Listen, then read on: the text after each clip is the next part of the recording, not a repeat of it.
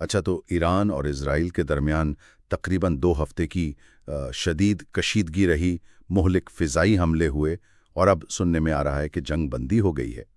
صورتحال بہت تیزی سے بدلی ہے، لیکن سوال یہ پیدا ہوتا ہے کہ کیا یہ واقعی کوئی امن کی طرف قدم ہے، یا یہ صرف یوں کہیں کہ طوفان سے پہلے والی خاموشی ہے، بس ایک وقفہ اگلی لڑائی سے پہلے؟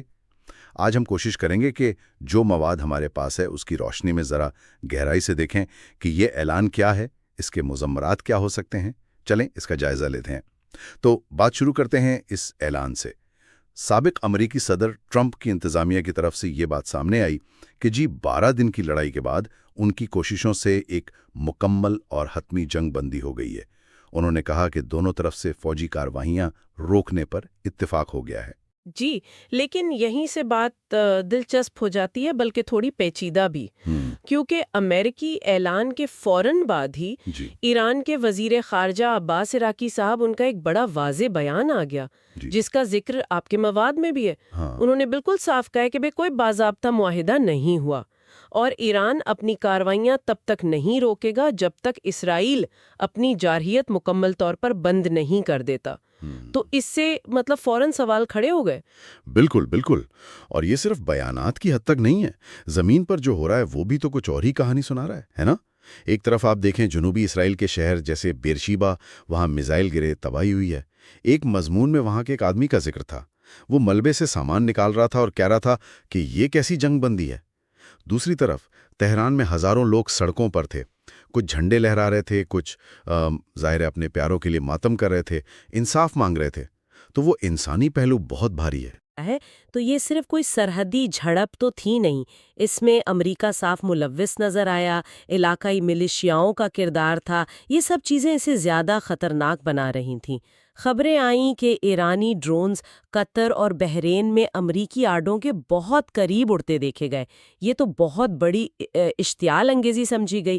پھر جواب میں اسرائیل نے نتنز اور اصفہان کے قریب جو ایران کے جوہری مراکز ہیں وہاں حملے کیے۔ فوراً ہی دنیا بھر میں تیل کی قیمتیں اوپر چلی گئیں، کئی ملکوں نے اپنی فضائی حدود استعمال کرنے پر پابندی لگا دی۔ ایک تجزیہ کار کا تبصرہ تھا کہ مشرق وسطیٰ بس ایک بڑی تباہی کے دہانے پر تھا۔ تو ایک طرف یہ متضاد بیانات، دوسری طرف اتنی بڑی کشیدگی، تو کیا یہ جنگ بندی عملی طور پہ چل بھی رہی ہے؟ کیونکہ بظاہر تو نہیں لگتا۔ اقوام متحدہ کے مبصرین نے جنگ بندی کے اعلان کے فوراً بعد ہی گولان ہائٹس میں نئے راکٹ فائر کی اطلاع دی، اور دونوں طرف سے الزامات بھی لگ رہے ہیں ایک دوسرے پر۔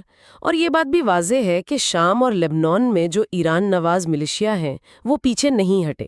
تو یہ مکمل جنگ بندی پھر ہوئی کیسے؟ یہی تو وہ بنیادی سوال ہے جو ساری صورتحال سے نکلتا ہے کہ حقیقت کیا ہے۔ یہ کسی حقیقی امن سے زیادہ ایک بے چین سی کیفیت لگتی ہے، ایک غیر یقینی وقفہ یا یوں کہیں تعطل ہے۔ اور اس دوران پس کون رہا ہے؟ عام شہری۔ ایندھن نہیں ہے، بجلی نہیں آ رہی، گھر تباہ ہو گئے ہیں۔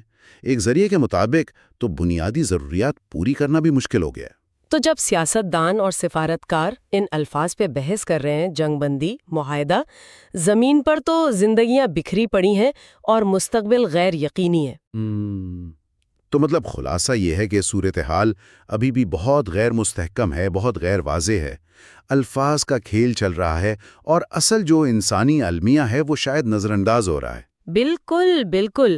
آپ کے مواد میں ایک جگہ یہ بات بھی ہے کہ یہ جو سارا تنازع تھا یہ شاید صرف فوجی طاقت کا مظاہرہ نہیں تھا، بلکہ ایک پیغام بھی تھا، علاقائی عدم استحکام کا پیغام، اپنی طاقت دکھانے کا پیغام۔ یہ دکھاتا ہے کہ یہ خطہ کیسے تاریخ، انا اور طاقت کی کشمکش میں پھنسا ہوا ہے۔